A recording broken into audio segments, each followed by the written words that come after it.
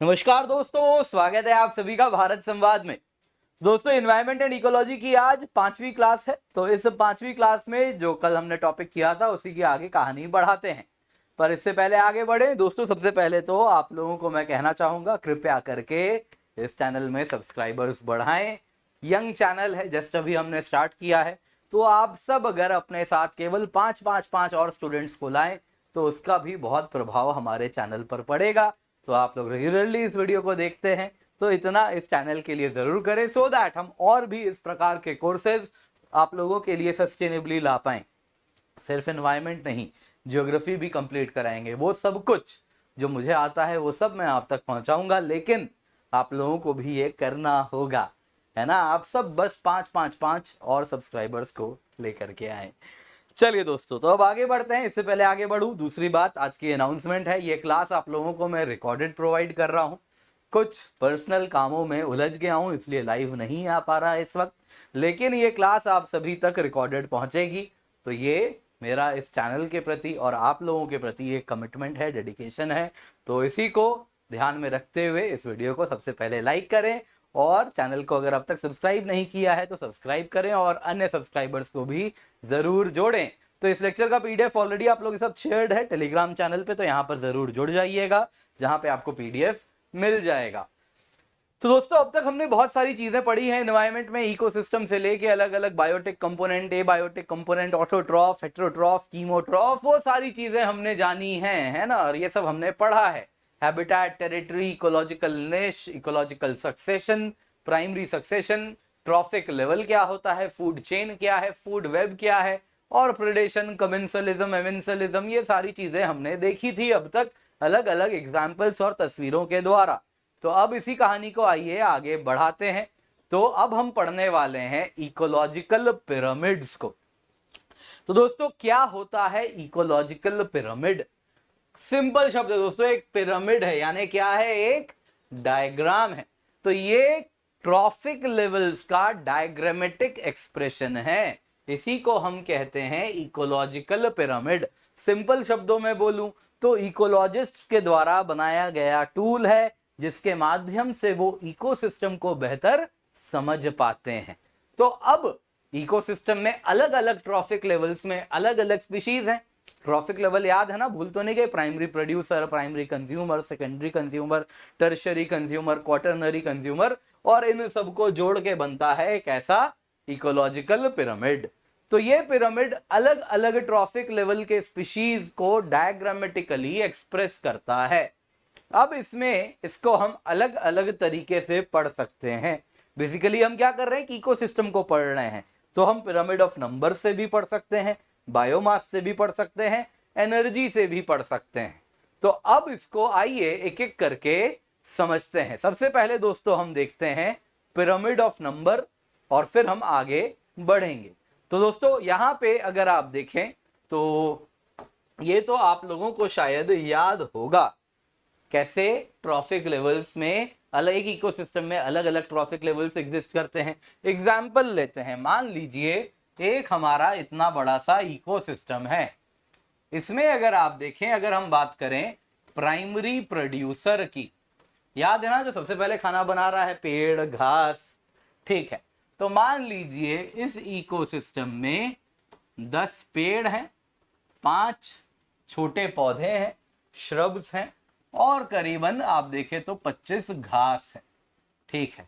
अब इनको खाने वाला जो प्राइमरी कंज्यूमर है, यानी हर्बीवोर है कोई, ये हर्बीवोर अगर आप देखें तो यहाँ पे मान लेते हैं 5 पंछी है और 5 रैबिट है। और इनको खाने के लिए जो सेकेंडरी कंज्यूमर है वो अगर आप देखें तो 5 रैबिट, 5 पंछी, इनको खाने के लिए मान लीजिए एक रादर 2 अजगर सांप है, 2 अजगर सांप है। और इस अजगर को खाने वाला टर्शियरी कंज्यूमर, जो अजगर को भी खा जाए। कौन खाएगा वैसे अजगर को? चलो एग्जाम्पल के लिए मान लेते हैं एक वुल्फ है जो अजगर को खा लेता है। रियलिटी में तो नहीं खाता है, बट चलो मान लेते हैं। तो ये क्या है, इस पूरे इकोसिस्टम में क्या आप अलग अलग ट्रॉफिक लेवल्स में स्पीशीज को देख पा रहे हैं? ये सब अलग अलग ट्रॉफिक लेवल है ना, याद है ना। ट्रॉफिक लेवल क्या था, न्यूट्रिशन के आधार पे, खाना ढूंढने के आधार पे किस लेवल पे है। तो इस प्रकार से आप अगर देखें तो अलग अलग आपको ट्रॉफिक लेवल्स दिख रहे हैं। तो मैंने यहां पे क्या कहा, नंबर्स बताया। तो अब मैं क्या करूंगा, ऐसे एक ग्राफ बनाऊंगा। सबसे नीचे आएगा प्राइमरी प्रोड्यूसर। जरा बताओ कितना प्राइमरी प्रोड्यूसर है यहां पे, 25 + 5 30 + 10 40। तो यहां पर मैं ऐसे तो ये जो बना एक ग्राफ में डायग्रामेटिक रिप्रेजेंटेशन, इसका लेंथ कितना हो गया, 40 का हो गया ना। तो प्राइमरी प्रोड्यूसर कितना है इसमें, 40 है, सही बात है। अच्छा अब बताओ जरा प्राइमरी कंज्यूमर कितना है यहाँ पे, तो 5 + 5 मैं देखूंगा, बोलूंगा भैया 10 है। तो मैं क्या करूंगा, बोलूंगा इतना सा ऐसे ग्राफ बना दूंगा, जिसमें बोलूंगा कि हाँ भैया 10 प्राइमरी कंज्यूमर है, कुछ इस प्रकार से। फिर मैं देखूंगा इस ग्राफ में ऊपर डालूंगा सेकेंडरी कंज्यूमर कितना है, तो मैं पाऊंगा कि भाई यहाँ पे तो बस और बस 2 ही सेकेंडरी कंज्यूमर है। और इसके ऊपर मैं फाइनली देखूंगा टर्शियरी कंज्यूमर कितना है, तो बोलूंगा हाँ भैया बस और बस 1 टर्शियरी कंज्यूमर है। तो यहां पे मैंने क्या किया, पूरे के पूरे इकोसिस्टम को दिखाया, अलग अलग ट्रॉफिक लेवल्स में जो स्पीशीज हमको देखने मिल रहे हैं वो सभी ट्रॉफिक लेवल को मैंने डायग्रामेटिक रूप में दिखाया। लेकिन मैंने हर स्पीशीज का क्या कैलकुलेट किया, नंबर, कितना नंबर है। तो ये क्या हो गया, पिरामिड ऑफ नंबर। अगर मुझे कितना बायोमास है नापना होता तो मैं हर इसी प्रकार से इन सब का क्या करता, वजन नापता, पानी हटा के ड्राइड वेट कितना हो रहा है। मान लो ये उभर के आता, कुछ सिंप्लिसिटी के लिए मान लेते हैं 100 टन, प्राइमरी कंज्यूमर का नापता तो मान लो सिंप्लिसिटी के लिए इसका कुछ आता 1 टन, और 2 सेकेंडरी कंज्यूमर देखने मिल रहे हैं, मान लो इसका मिलता मुझे आधा टन, और एक टर्शियरी कंज्यूमर मान लो मुझे मिलता 100 किलो का, तो 0.1 टन। तो अगर मैं इस मास के आधार पे इस पिरामिड को बनाता तो इसको हम क्या बोलते, पिरामिड ऑफ बायोमास। आइए अब जब आप ये समझ गए हैं तो आइए इसको अब पढ़ते हैं। तो देखिए जरा क्या कह रहा है, पिरामिड में अगर आप देखें तो नंबर ऑफ हॉरिजॉन्टल बार्स देखने मिलते हैं जो हर ट्रॉफिक लेवल को बताता है। अभी दिखाया था ना आपको ऐसे ही, producer, primary consumer, secondary consumer, जिसमें ये जो साइज है ये बताता है हर ट्रॉफिक लेवल में कितने स्पीशीज मौजूद हैं। जो लेंथ है हर बार का ये रिप्रेजेंट करता है जो भी पिरामिड हो, उसका नंबर हो सकता है, बायोमास हो सकता है, एनर्जी हो सकता है। हर ट्रॉफिक लेवल में पाए जाने वाले स्पीशीज का क्या नंबर है, क्या बायोमास है, क्या एनर्जी है, हर ट्रॉफिक लेवल पे वो हमको देखने मिलता है। तो बेस में कौन होगा हमेशा इस इकोलॉजिकल पिरामिड के, ट्रॉफिक लेवल 1 वाला कौन होगा, यानी प्रोड्यूसर होगा। और टॉप पे कौन होगा, जो आखिरी ट्रॉफिक लेवल पे होगा, जो कि यूजुअली टॉप कार्निवोर होगा, वही क्या बनाएगा, टिप बनाएगा।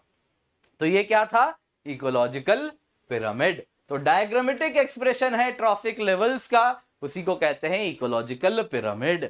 तो आइए अब देखते हैं पिरामिड ऑफ नंबर।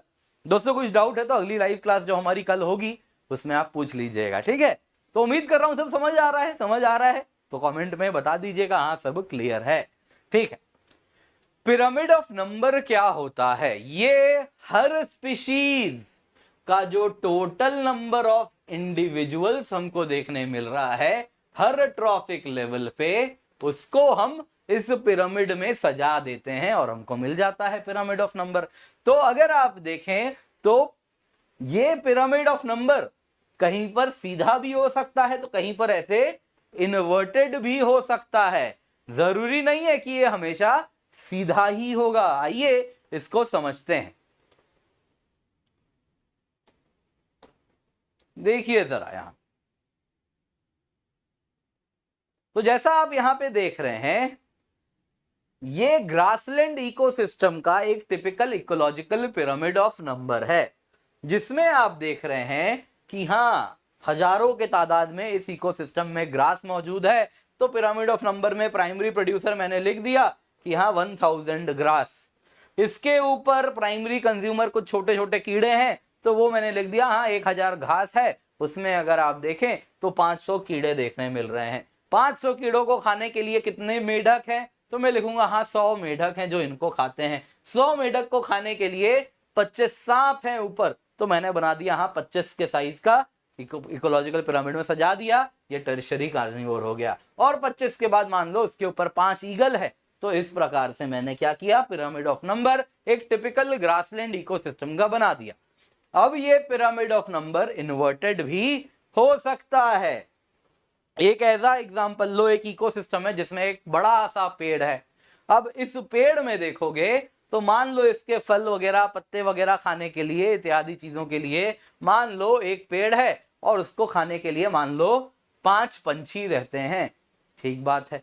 अब 5 पंछी है, हर पंछी के अगर आप देखें ऊपर 2-2 कीड़ा लगा हुआ है ना, पैरासाइट है। याद है ना मैंने बताया था लाइस वगैरह किस प्रकार के कीड़े होते हैं जो पैरासाइट्स होते हैं। कुत्ते पे का एग्जांपल दिया था, कुत्ते पे लगा हुआ है तो वो क्या पैरासाइट है। वैसा ही हर पंछी में अगर आप देखें तो 2-2 पैरासाइट है, तो नंबर ऑफ पैरासाइट कितने हो गए, 10 पैरासाइट। अब हर इन पैरासाइट के अंदर, याद है प्रोटोजोआ भी एग्जांपल दिया था पैरासाइट का, तो उस प्रकार का माइक्रोबियल पैरासाइट्स है हर पैरासाइट के अंदर। मान लो 50-50 उस प्रकार का माइक्रोबियल पैरासाइट है, तो 10 कीड़े हैं तो 500 क्या हो गया, वो माइक्रोबियल पैरासाइट जिसको हम बोलेंगे हाइपर पैरासाइट्स। तो हाइपर पैरासाइट्स भी इस प्रकार से देखने मिलेंगे। तो ये इकोसिस्टम अगर आप देखो तो कैसा हो गया, इस इकोसिस्टम में पिरामिड ऑफ नंबर इन्वर्टेड हो गया, है ना। तो pyramid of number may not always be upright, याद रखिएगा, जरूरी नहीं है ये हमेशा सीधा हो, कई बार उल्टा भी होता है, जिसी को अंग्रेजी में क्या कहेंगे, इन्वर्टेड। ठीक है, तो ये आपको याद रखना है। अब सवाल क्या उठता है, देखिए पिरामिड ऑफ नंबर्स बहुत ही परफेक्ट नहीं है। क्यों? क्योंकि यहां पे आप एक प्रोटोजोआ को भी एक काउंट करते हैं और एक टाइगर को भी एक काउंट करते हैं। दोनों का देखिए एंड ऑफ द डे ये तो इकोलॉजिस्ट किसी इकोसिस्टम को पढ़ने के लिए बना रहा है ना, तो इकोलॉजिस्ट को समस्या होगी ना, ये कैसा पिक्चर है जिसमें एक टाइगर भी बराबर है एक प्रोटोजोआ भी बराबर है, दोनों का इकोसिस्टम में जो इंपैक्ट है वो तो बिल्कुल अलग अलग है। टाइगर का बहुत बड़ा इंपैक्ट है, एक हाथी का इकोसिस्टम में बहुत बड़ा इंपैक्ट है, वहीं एक प्रोटोजोआ का लिमिटेड इंपैक्ट है। लेकिन आपने तो सबको एक तराजू से तौल के ग्राफ में एक के बराबर डाल दिया, फिर वो एक घास का तिनका हो, एक बड़ा हाथी हो, या एक हाइपर पैरासाइट एक प्रोटोजोआ हो, तो क्या ये कहीं से भी जस्टिस होगा? क्या ये इकोसिस्टम को पढ़ने के लिए प्रॉपर तरीका होगा? नहीं होगा। तो इसीलिए pyramid of numbers is not very perfect. तो इसीलिए इकोलॉजिस्ट क्या बनाए, वो बनाए पिरामिड ऑफ बायोमास का कंसेप्ट। बोले छोड़ो नंबर्स को, मास में चलते हैं। अब एक पेड़ है उसका वजन तो अलग है, एक हाथी का वजन अलग है, एक हाइपर पैरासाइट का वजन अलग है, तो अब हमारा इकोसिस्टम का रिप्रेजेंटेशन प्रॉपर हो पाएगा। तो पिरामिड ऑफ बायोमास में हम क्या करते हैं, बायोमास नापते हैं। जैसे यहां पे हमने क्या किया था, हर लेवल पे, है ना, हमने क्या किया था, हर ट्रॉफिक लेवल पे नंबर्स काउंट कर रहे थे, वैसे ही अब क्या करेंगे, हर ट्रॉफिक लेवल्स पे बायोमास काउंट करेंगे। बायोमास काउंट करने का क्या मतलब बड़ा सिंपल है। एक ट्रॉफिक लेवल में मान लो 10 पेड़ हैं प्राइमरी प्रोड्यूसर, तो 10 के 10 पेड़ को निकालो, ड्राई करो, उसका वजन तराजू में तौलो और वो वजन लिख दो। तो ये क्या है, हर ऑर्गेनिज्म जो किसी ट्रॉफिक लेवल को ऑक्यूपाई किया हुआ है उनका ड्राई वेट जो आएगा दैट इज देयर बायोमास। तो हर ट्रॉफिक लेवल का कुछ मास है लिविंग मटेरियल का एट दैट पर्टिकुलर टाइम, उसी को कहते हैं स्टैंडिंग क्रॉप। ठीक है, तो इस वजह से साइज डिफरेंस की जो प्रॉब्लम हो रही थी पिरामिड ऑफ नंबर्स में, वो कहीं ना कहीं दूर हो जाती है। जैसे कि यहां पे आप जरा देखिए, प्रोड्यूसर्स हैं, है ना, इस इकोसिस्टम में हजारों के तादाद में। आप देखिए छोटे छोटे घास हैं, एक पौधे हैं, रादर श्रब्स हैं, हजारों के तादाद हजार हैं। एक श्रब का वजन 1 kg है, तो टोटल कितना वजन हो गया प्राइमरी प्रोड्यूसर का? 1000 केजी। इनको खाने के लिए कुछ हिरन है, कुछ रैबिट है, सबको मिला दो तो वजन कितना हुआ इनका? Dry weight 100 kg. उसको खाने के लिए अगर आप देखें तो कुछ अन्य जानवर हैं, भेड़िया वगैरह ये सब है, तो वो 10 केजी। और टॉप कार्निवोर अगर आप देखें तो उसका वजन केवल 1 केजी हो रहा है। एक्चुअल में क्या होगा? थोड़ा अलग होगा, ऑब्वियसली, है ना। ये नंबर्स क्या है, आपको समझाने के लिए, सिंप्लिसिटी के लिए बनाए गए हैं। तो इस प्रकार का आपको pyramid of biomass terrestrial ecosystem, जमीन वाले इकोसिस्टम में ऐसा अपराइट देखने मिलता है। लेकिन ये भी उल्टा हो सकता है। Pyramid of biomass aquatic ecosystem में अगर आप देखें तो उल्टा होता है। ये इंपॉर्टेंट है एग्जाम के लिए, अक्सर सवाल बनता है। तो यहां पे अगर आप देखें तो सबसे नीचे कौन होता है एक्वेटिक इकोसिस्टम में? प्राइमरी प्रोड्यूसर कौन होता है? फाइटोप्लैंक्टन होते हैं। तो 1 मीटर स्क्वायर का एरिया लोगे पानी का तो उस पे कुछ 4 ग्राम आपको प्राइमरी प्रोड्यूसर मिल रहे हैं। उसके ऊपर उनको खाने वाले जो छोटी मछलियां हैं वो कुछ 1 मीटर स्क्वायर में 8 ग्राम मिल रही हैं। और ऊपर चले जाओगे कार्निवोर तो वो 1 मीटर स्क्वायर एरिया में 12 ग्राम करीबन मिल रहा है। तो इस प्रकार से एक्वेटिक इकोसिस्टम में ये इन्वर्टेड हो सकता है, उल्टा हो सकता है। सवाल उठता है क्यों? दोस्तों, प्राइमरी प्रोड्यूसर एक्वेटिक इकोसिस्टम में अगर आप देखें तो कौन है? फाइटोप्लैंक्टन्स हैं। फाइटोप्लैंक्टन्स अगर आप देखें, इनकी अगर हम बात करें तो ये बहुत छोटे होते हैं, लेकिन इनकी एक खासियत होती है, ये बहुत तेजी से ग्रो करते हैं। तो at given point of time इनका वजन ज्यादा नहीं है, लेकिन एक हाथी नए जनरेशन को लाने में अगर मान लो उसको 20 साल लगता है तो ये फाइटोप्लैंक्टन अगले जनरेशन को एक दिन में ले आता है। तो इसलिए तेजी से रिप्रोड्यूस करता है। तो at given point of time इसका वजन कम है, लेकिन एक साल में देखोगे कितना बायोमास उसका जनरेट हुआ तो वो बहुत बड़ा आएगा, क्योंकि ये तेजी से रिप्रोड्यूस करता है। वैसे ही छोटी मछलियां भी तेजी से रिप्रोड्यूस करती है। वही अगर आप सबसे ऊपर बैठा हुआ वेल को देखोगे तो उसको रिप्रोड्यूस करने में बहुत टाइम लगता है।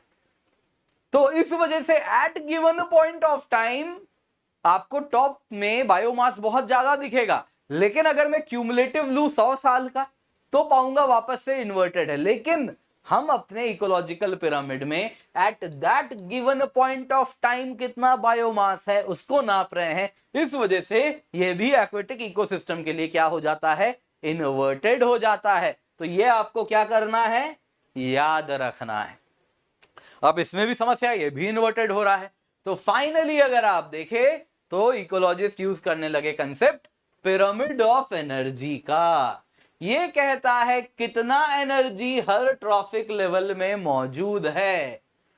क्योंकि आप देखें तो एनर्जी कंटिन्यूअसली कम होते जा रही है ना, केवल 10% ऊपर जा रहा है, याद है लिंडमैन्स लॉ। तो इस वजह से आप देखें तो इकोलॉजिकल पिरामिड ऑफ एनर्जी हमेशा इज ऑलवेज अपराइट, हमेशा सीधी होगी, कभी भी इन्वर्टेड नहीं हो सकती। It will be always upright. तो जैसे जैसे आप हर ट्रॉफिक लेवल में ऊपर जाते जा रहे हैं, अमाउंट ऑफ एनर्जी क्या होती जा रही है? खत्म होती जा रही है। कुछ रेस्पिरेशन में, कुछ मेटाबॉलिज्म में, और ये सब क्या हो रही है? खत्म हो रही है, मतलब अपने एनवायरनमेंट में डिसिपेट हो रही है। ये ऑलरेडी मैंने प्रॉब्लम एड्रेस कर दिया था। तो इस प्रकार से डिसिपेट होती जा रही है, लॉस्ट होती जा रही है हर ट्रांसफॉर्मेशन ऑफ एनर्जी में। तो इसलिए एनर्जी जैसे जैसे आप पिरामिड में ऊपर जाओगे कम होती जाएगी। तो इसीलिए अगर आप देखें तो इसमें अगर आप देखें तो प्रोड्यूसर्स ऑटोट्रॉफ्स हैं ट्रॉफिक लेवल 1। मान लो इनके पास 100, 1000, 10,000, 1 लाख यूनिट एनर्जी है, प्राइमरी प्रोड्यूसर्स ने इस वक्त किया है। तो उसको खाने वाला प्राइमरी कंज्यूमर के पास कितना जाएगा? उसका 10% यानी 10,000 जाएगा। और ऊपर कितना जाएगा? लिंडमैन्स लॉ, उसका 10% 1000 जाएगा। टर्शियरी कंज्यूमर कार्निवोर के पास कितना जाएगा? 100 जाएगा। और जो एपेक्स प्रेडेटर है, एलिगेटर हो गया, ईगल हो गया, शार्क हो गया, ह्यूमंस भी, रादर लायंस भी अगर आप देखें तो उसके पास केवल 10 यूनिट जाएगा। तो ये बता रहा है ecological pyramid of energy is always upright. अब सवाल उठता है, आप लोगों ने ये तो देख लिया कि यहां 10% of energy lower trophic level से ऊपर के ट्रॉफिक लेवल तक जा रहा है, लेकिन यहाँ पे मैंने डिकम्पोजर्स भी डाला है जो इकोलॉजिकल पिरामिड से परे है। तो अब सवाल उठता है इनका क्या होगा, इन डिकम्पोजर्स का क्या करें। तो सैप्रोफाइट्स अगर आप देखें, याद है ना डिकम्पोजर्स, तो ये जो सैप्रोफाइट्स अगर आप देखें तो इसको इकोलॉजिकल पिरामिड में कोई जगह नहीं मिलती है, लेकिन ये इकोसिस्टम में तो बहुत बड़ा रोल प्ले करते हैं। इसके बावजूद भी अगर आप देखें तो ये इकोसिस्टम में इनको जगह नहीं मिल रही इस इकोलॉजिकल पिरामिड में। तो मतलब कि, क्योंकि याद है ना हमने डिस्कस किया था फूड चेन में सैप्रोफाइट को कहां डालोगे, है ना, डिकम्पोजर है, याद है सभी को। जल्दी से बता देता हूं हमने क्या डिस्कस किया था। एक इकोसिस्टम है जिसमें एक पेड़ है, पेड़ को खाने वाला मान लो 4 डियर हैं और इसको खाने वाला एक वुल्फ है। पेड़ का पत्ता गिरता है, इसको भी सैप्रोफाइट क्या करता है, डिकम्पोज करता है। हिरण भी मरता है, इसका एक्सक्रीटा भी गिरता है, उसको भी सैप्रोफाइट डिकम्पोज करता है। वुल्फ भी मरता है, उसका भी एक्सक्रीटा गिरता है, तो उसको भी सैप्रोफाइट डिकम्पोज करता है। तो सवाल उठता है भाई साहब, आप सैप्रोफाइट को कहां डालोगे? पेड़ प्राइमरी प्रोड्यूसर है ना, या हिरण प्राइमरी कंज्यूमर, या फिर सिंपल शब्दों में लिखे तो trophic level 2, wolf is trophic level 3।